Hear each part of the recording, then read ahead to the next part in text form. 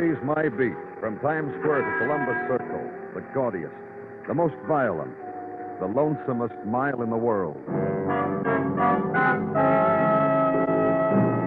Broadway's My Beat, with Larry Thor as Detective Danny Clover.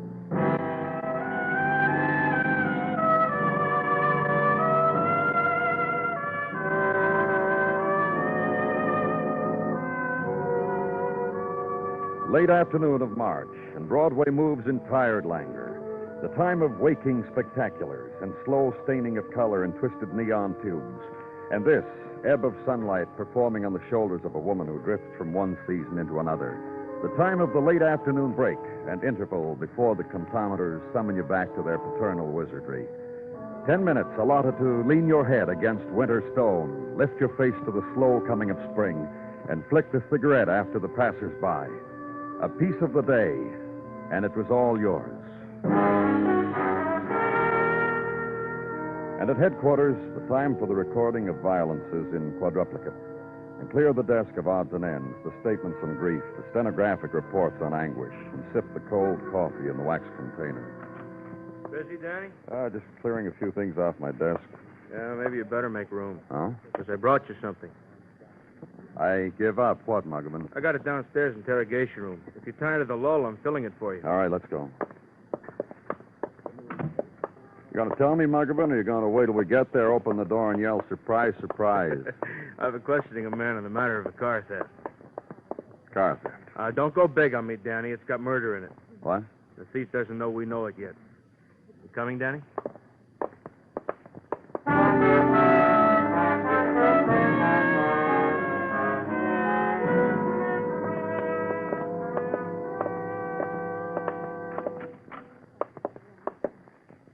Okay, officer, you can get back now, thanks. Lieutenant, I'll take over. Well, this is our boy, Danny. What's your name? You kidding? Lieutenant only kids on a full stomach, mister. Right now it's 10 minutes before dinner time, so The tell amount him... of times I give my name over. Try once more, huh? Georgie Haven. Where do you live, Georgie? I haven't established residence as yet. I'm an out-of-towner. I guess, You guess what? I guess I got carried away with the splendor of it all, of your great metropolis. Yeah, so you hopped into a long black car and drove away. The car was sitting at the curb, key in the ignition. For the 15 minutes I watched it. And beings it was there, and beings I've always wanted as a child to drive across the Brooklyn Bridge, now, fellas, I knew I couldn't get away with it, dressed like a bum at the wheel of a multi-cylinder cad. Where you come from, Georgie? North Dakota. So now let me ask you a question, huh? All right. Big shop you boys have got here, right? Coming in here after I was picked up, I noticed everything's got a department. First, they took me to a place titled Traffic Violations. Now, all of a sudden, I'm in a place called Homicide. Question, how come? Answer. A dead woman in the trunk of the car. She was bludgeoned to death, slugged with a jack handle. Oh, you're not going to get away with it, that's What all. about it, Georgie? You heard what I said. You're not going to get away with it. You're lying through your teeth. There ain't no Come dead on, woman. Georgie, we'll show you. Come on. Yeah, this way, Georgie. What do you think I'm going to write him to North Dakota about this place, huh? You thought about Through that? here. How long were you driving the car before the officer caught you, Georgie? All morning. I thought you said that... Oh, it's a fib. I saw the car around dawn, drove around to get the feel of the traffic in the car before I... Uh-oh. Police photographers, Georgie, and technicians. Also... Yeah, I see. Oh, look, I didn't kill her. Listen. Uh-huh. I don't know what else to tell you. I didn't kill her. I Get didn't. him out of here, Muggerman. Book him. Right. Come on, Georgie. You planted it. You don't think you can get away with it just because I've blown here from out of town. You can't Yeah? get away with it. Officer Gaines, Lieutenant, a few things here we can tell you about now. Mm-hmm. No identification on the woman. Expensively dressed. Handbag with the usual stuff. Lipstick, powder, you know. No driver's license. This, though. The letter we found in it. Thanks. Yeah. Joan.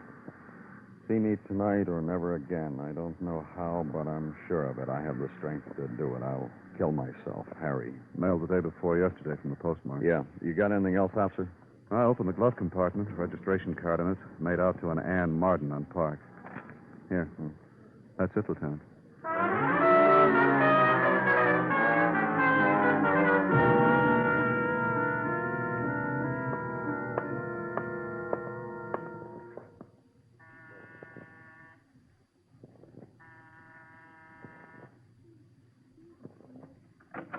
Yes, what is it? I'm from the police, Danny Clover. And I am Ann Marden, and you can tell me right out what it is you want. Some information about Joan Allen. It never tires me to talk about Joan with anyone.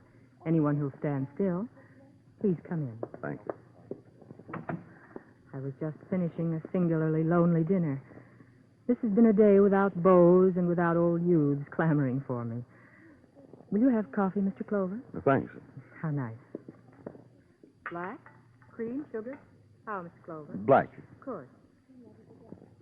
Here you are. Early fall of night, and a time to speak of Joan. A friend of yours? I have the greenest envy for her beauty. I am stunned by what her loveliness does to both men and women when she just stands still in a room. And I am her friend. What else about her? What else would there have to be about a woman? Her friends. A man who wrote her a note, signed it Harry, for instance. I don't know a Harry. I know a husband, Robert, a gifted man, a man of intellect and rare taste in antiquities and present beauty. Robert Allen, contributor to top-drawer magazines. Robert Allen, historian. Robert Allen, husband to Beauty. Husband to Joan. And you to Joan? We found her in your car, murdered. Yesterday afternoon, Joan came to me and said she wanted my car, and I gave it to her, and she was very done up and bleeding. That was yesterday. It didn't worry you if she hadn't brought it back. It didn't... Please don't stop me. Joni asks for my car often because her husband won't permit her to drive. He has theories on the vulnerability of beauty. Joni comes to me, and I give her my car, and sometimes she won't return it for days on end, and I ask her about it, and she says there was rain or there was twilight. Was it days she had it?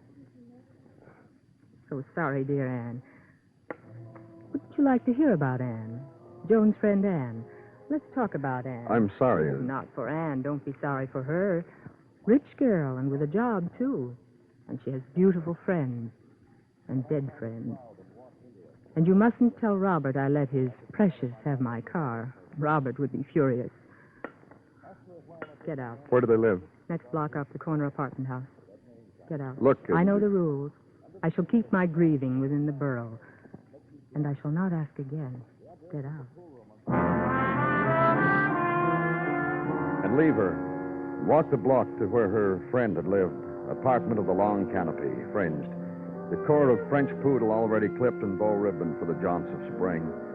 Doorman of the question mark eyebrows. And the long gliding ascent, and maybe 400 feet above sea level, corridor to an historian.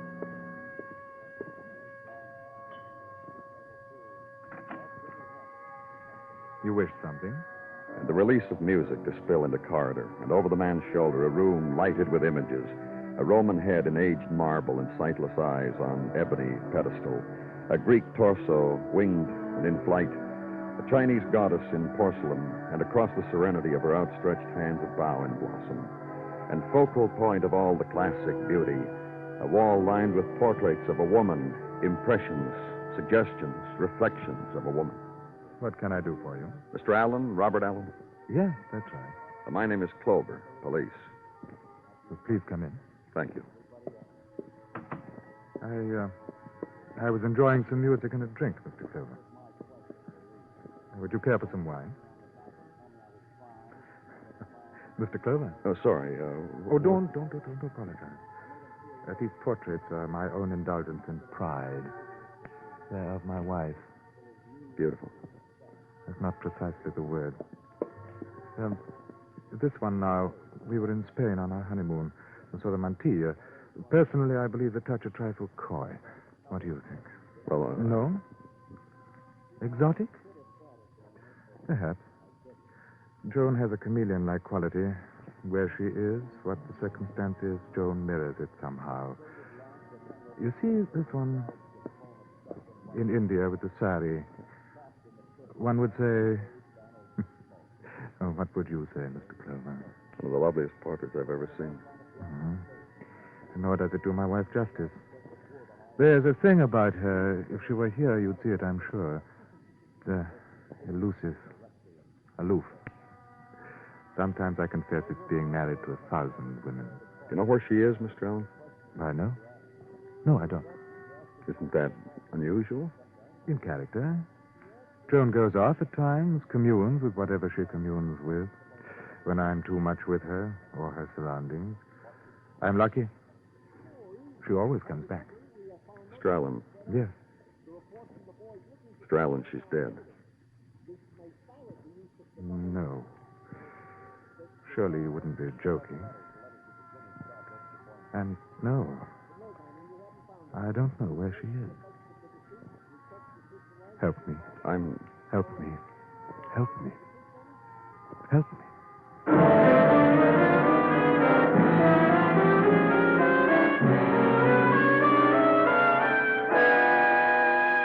You are listening to Broadway's My Beat, written by Morton Fine and David Friedkin, and starring Larry Thor as Detective Danny Clover. Tomorrow evening on CBS Radio, Lionel Barrymore's Hall of Fame Theater turns the spotlight on another little-known hero of American history, with a dramatization of the important events in that person's life. For still more outstanding Sunday night drama, don't miss your Theater of Stars with Vincent Price appearing in The Impresario, a drama of tangled emotions set against a colorful ballet background. Remember, too, Sunday nights on most of these same stations, CBS Radio's dramatic escape dramas.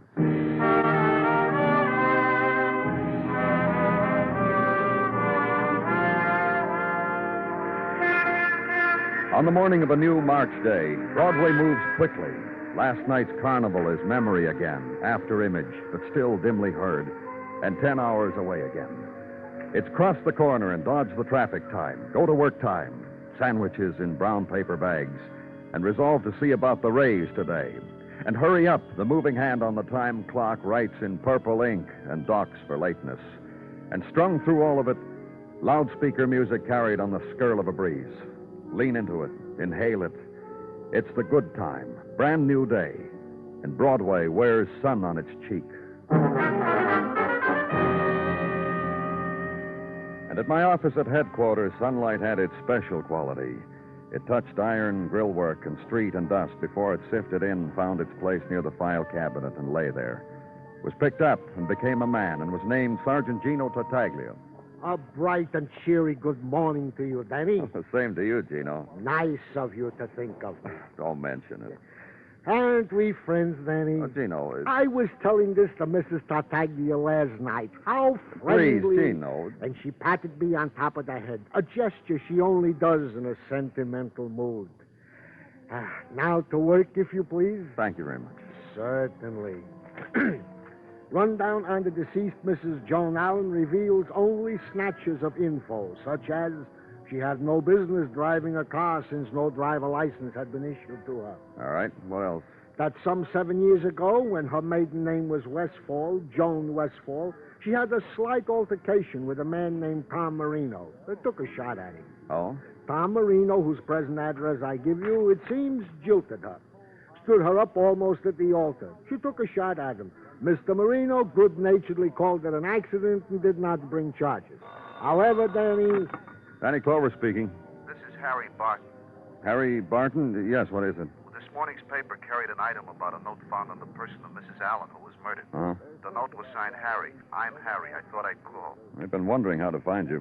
Where can I see you? I work at Nathan's Swedish Kitchen on Madison Avenue, a grocery store. Thanks. I'll be right there, Mr. Barton.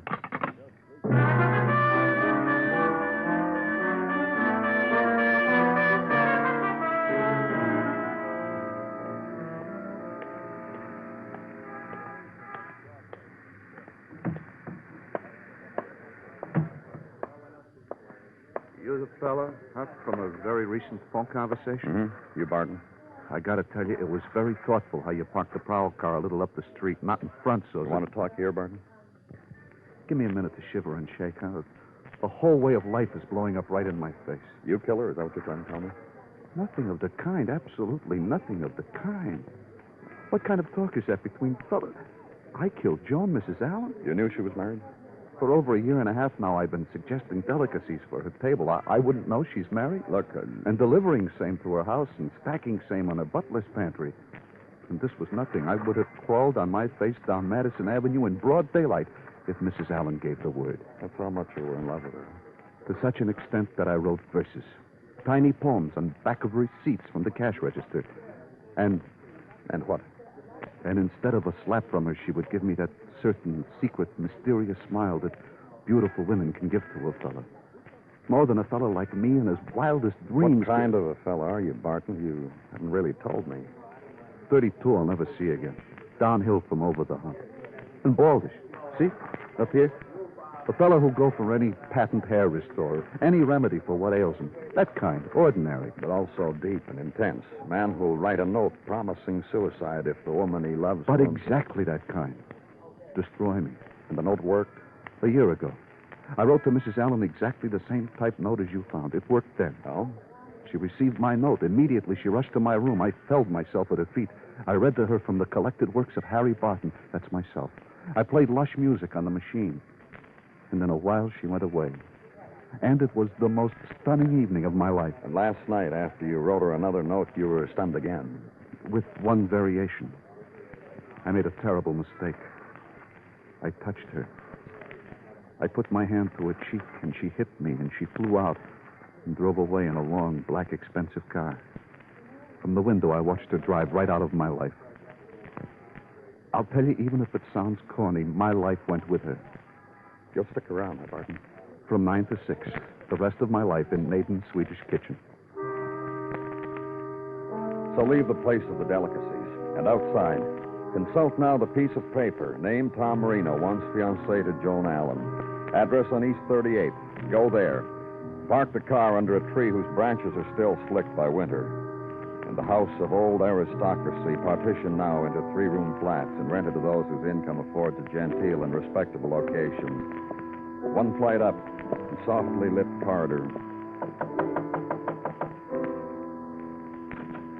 And Mr. Marino is tailored and smiling. For the police, you say? And polite. Please come in. And cooperative. Joan Allen. Of course, be glad to tell you all I can about him. He does. How many years ago was it? Let me see. Her name was Joan Westfall then. About 7 years ago. I understand you were engaged to her. Once I counted myself fortunate. She was very lovely, you know. A young man in love, and when it's returned, always fortunate. But to have that sort of relationship with a beauty like Joan, look in the mirror and love yourself for this miraculous thing you've accomplished. Yet you jilted her. Do you have any idea what kind of life it would have been, being married to a woman like Joan? You said so yourself. She was lovely. She didn't react, Mr. Clover. Oh? I suddenly realized it. The things I liked, important things, cherished things that you save for secrets for someone you're going to love for the rest of your life. I tell Joan about them, and she'd smile wisely. That's all. No reaction, just a smile. You know why? Tell me. She didn't understand. I don't quite. Didn't understand, that's all. She's dead now. We'll be kind to her. She was beautiful, truly a beauty. And she had a languid way about her. I suppose to most men she seemed mysterious. She took a shot at you when you walked out on her. No, I laughed. It was that funny, so out of character. Mr. Clover. Yeah? She's dead now. I think you know now all I can tell you about Joan. I think so. Thanks a lot, Mr. Marino. And for a while, walk with it through mid-afternoon street. Past the doorways of boy and girl with school books solving old early spring mysteries and coming up wonder-eyed with the proven solutions. Past open windows and the halting trickle of the current piano lesson. And past the slow, smiling street dance of an old woman with open arms who dances the winter waltz to broken scales. And to a wall that overlooks river. And pose against its flow the violent image, the death in a car trunk of a woman. And the other images of her beauty, of her silences, of her furies. Of a man who had rejected her, diminished her silences and her mysteries. And make a decision. Flip the cigarette into coiling waters. Head uptown to where a friend of Joan Allen's was grieving, or said she would. Today's another day, Mr. Clover. Gold Star Day. A bow called, whispered something that I interpreted to mean dry martinis, dinner, a show. I want to talk to you, Miss Martin. This very moment, my beau has his fork in the olive jar. That's how winged I said I'd be. It won't take long. Come in. Thanks. 5 minutes, Mr. Clover. That's the life expectancy of a girl's martini these days. About Joan Allen. What else would we have in common? A man named Tom Marino just talked to me about her. Told me things you left out when I spoke to you yesterday about Joan's reactions to things, to everything. Well? Joan was your close friend, so you'd know. From the time we were girl children together, from the time we didn't know anything about anything. Hardly anything, that is. Tell me about it. The life and times and tragedies of girl children, like girl into brownie, then girl with one leg on hot rod, then girl in white frock, then girl into capital letters womanhood, like that. You and Joan Allen, that's all, because she was murdered. It persisted with her, What? the not knowing anything about anything. Go on. It persisted with Joan. In high school, it took 3 private tutors to get her out of Algebra 1A. With English, I helped her. With Latin, there was a 15-year-old boy of Latin descent. The ancient conjugations were old hat to him. A very beautiful boy. About Joan. With close teamwork, we got Joan graduated from high school. In the small-time college she went to, she was on her own. She was flunked out in 1 semester. You understand why. I understand only this, that you've made me despoiled beauty, revealed to you the goddess with the mind of clay. My martini will be getting warm, Mr. Clover. Adios, Mr. Clover.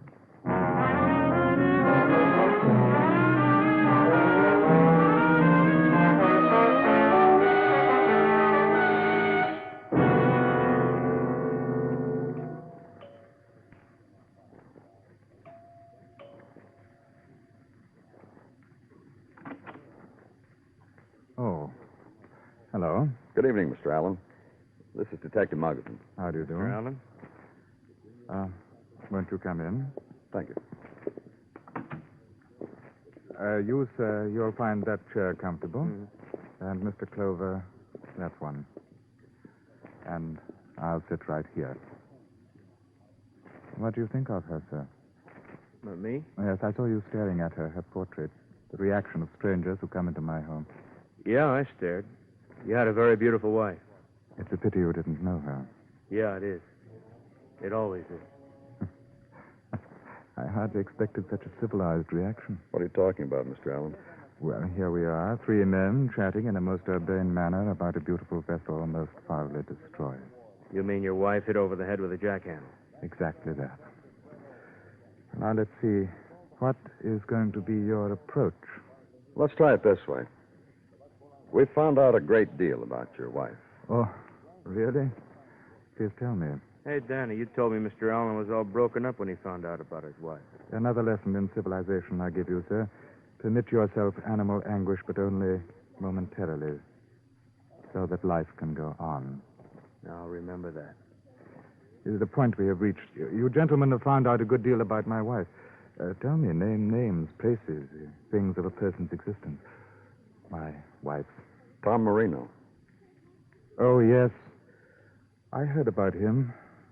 But much later, a year or so ago, he introduced himself to me after a lecture I had given, an analysis of something. I believe it was of the Near Eastern situation. He introduced himself to me. How did you 2 boys get along? We went to a place and got drunk for almost identical reasons. Mr. Marino insisted on picking up the tab. Now let's try Ann Marden. People like Ann Marden come to hear my lectures and take copious notes. Nothing special. But a good friend of your wife's. Ann Marden is kind. But come, really, you're baiting me. You say something. All right. But it's difficult for me to say. Well, I can't help you there. I would figure out a way to phrase it. Tell us how you'd say your wife was a stupid woman. I'd use the word stupid. For a man like you, the reason for killing her. A man like me? What kind of man am I? Very high class.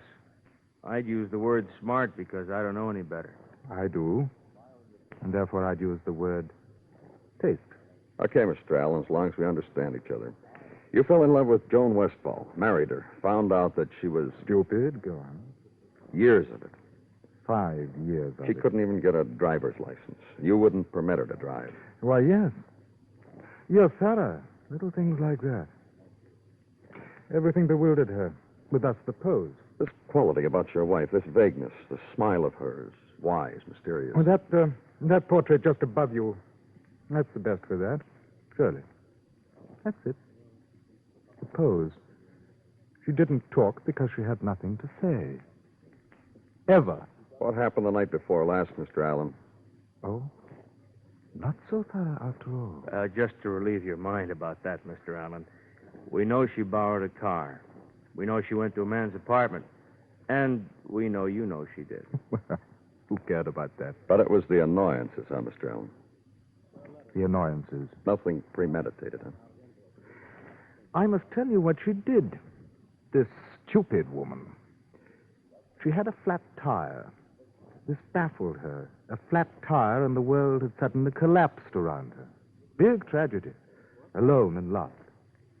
My Joan. And she called me. Tears, please come. Tragedy. I ran to her. I saw what it was. A flat tire. A simple thing. I started to fix it. Tears, apologies. Finally, when I had changed tires, I did the uncivilized thing. Slugged her with a jackhandler. Yes. The flat tire. The total of all the annoyances. And put her in the trunk. Why? Why? It occurred to me that this was procedure in such cases. Classic procedure. I'm the man for that. Now, shall we go?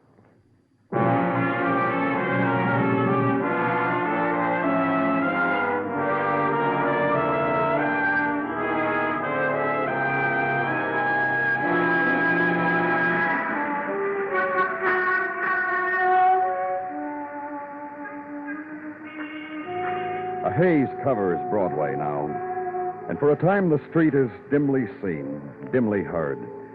And for this instant, Broadway is stunned.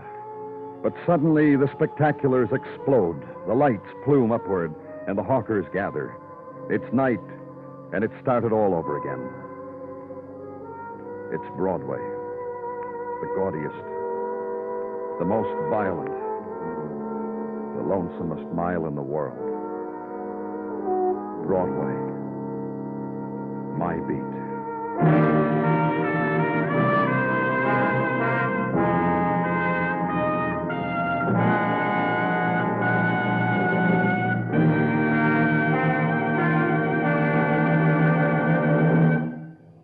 Broadway's My Beat stars Larry Thor as Detective Danny Clover, with Charles Calvert as Tartaglia and Jack Crucian as Muggavan.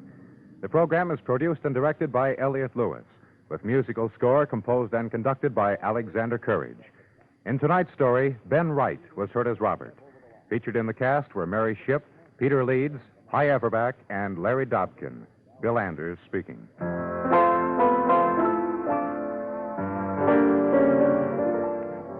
Nothing small time about Charlie McCarthy. Tomorrow night, with vocalist star Howard Keel visiting the show, Charlie turns songwriter, composing a Broadway musical. Enjoy Edgar, Charlie, their guest Howard Keel, and the rest of the Bergen and McCarthy gang tomorrow night on most of these same CBS radio stations.